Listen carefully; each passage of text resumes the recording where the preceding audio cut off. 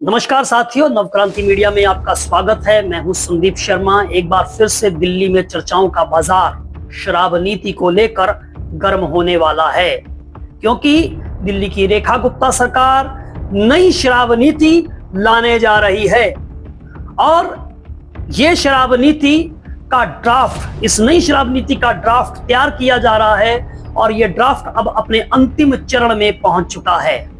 माना जा रहा है कि सोमवार को इस ड्राफ्ट कमेटी की बैठक होगी और इस नई शराब नीति को अंतिम रूप दे दिया जाएगा।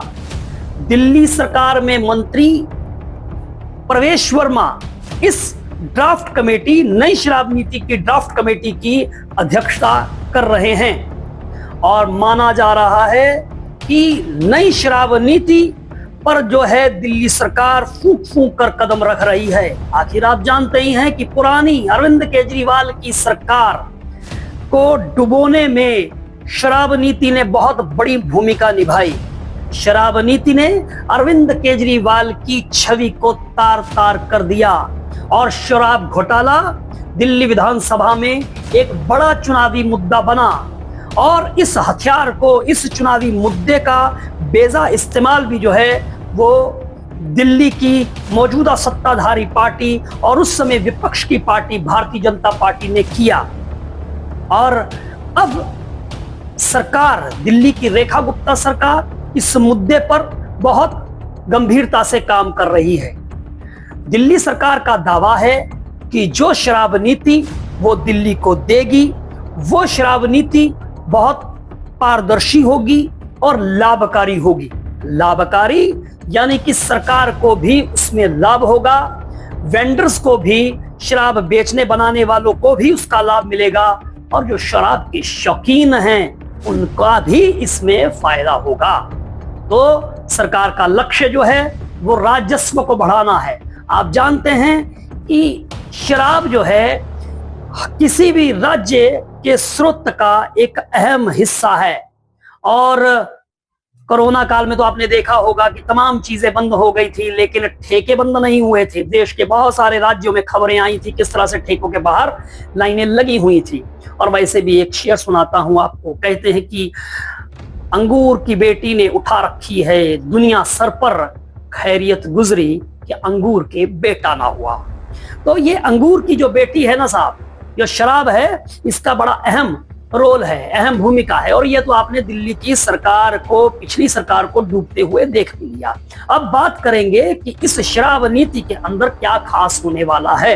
जैसा कि मैं कह चुका हूं कि दिल्ली की सरकार की ये कोशिश है, वो ये दावा कर रही है कि ये पारदर्शी पॉलिसी होगी, इसमें राजस्व को बढ़ाया जाएगा और इसके साथ साथ में तमाम लोगों को फायदा भी होगा। अब सरकार ने जो मौजूदा शराब नीति है उसमें जो बिक्री के मॉड्यूल को, यानी खुदरा बिक्री के मॉड्यूल को जो है उसी को फॉलो करना है और जो पुरानी अरविंद केजरीवाल सरकार की जो नीति थी जिसमें प्राइवेट प्लेयर्स को मौका दिया गया था, उसको रेखा गुप्ता सरकार ने खारिज कर दिया है। यानी कि सरकार, दिल्ली की सरकार ही अपनी एजेंसियों के माध्यम से, उसके 4 कॉर्पोरेशंस हैं, उसके माध्यम से ही जो शराब को बेचेंगे, बिक्री का काम, वेंडर्स को लाइसेंस देने का काम, ये तमाम काम जो है उनका है। लेकिन लोगों को बेहतर क्वालिटी की शराब जो है वो मिल सके, उसकी गुणवत्ता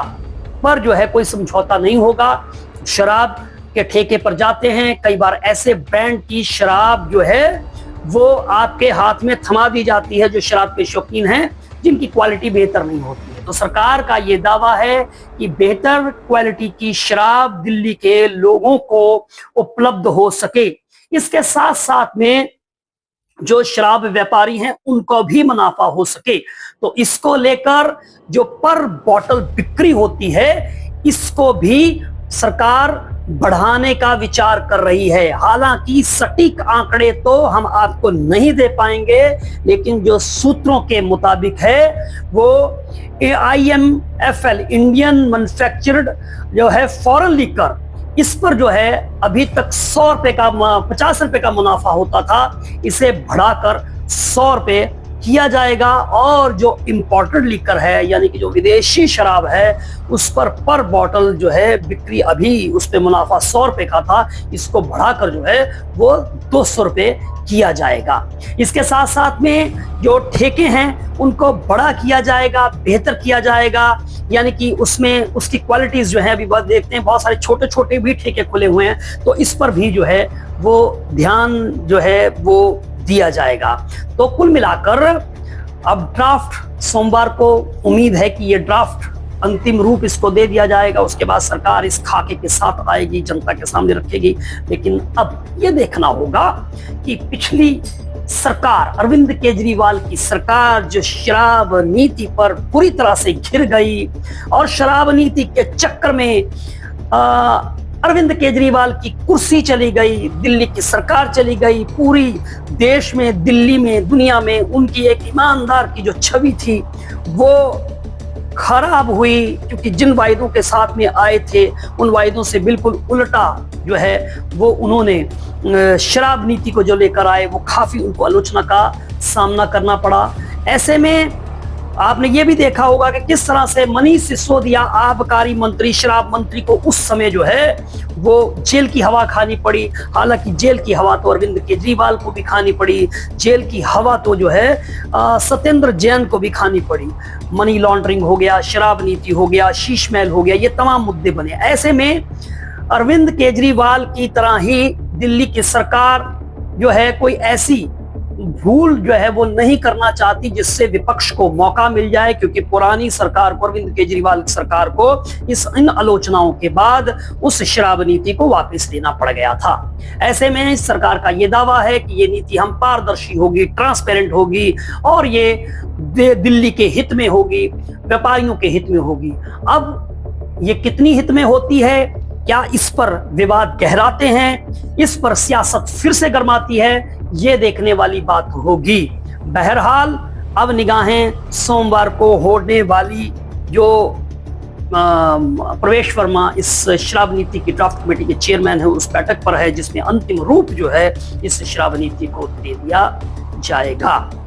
बहरहाल आप दिल्ली, देश, दुनिया की खबरों के लिए हमारे साथ बने रहें। अगर आपने हमारे चैनल को सब्सक्राइब नहीं किया है तो सब्सक्राइब कर लें, लाइक बटन को दबा दें, क्योंकि इससे हमारा हौसला, हमारी टीम का हौसला जो है बढ़ता है और हम कोशिश करते हैं कि आपके सामने सही खबरें और खबरों का सही विश्लेषण हर पहलू से लेकर आएं। नमस्कार।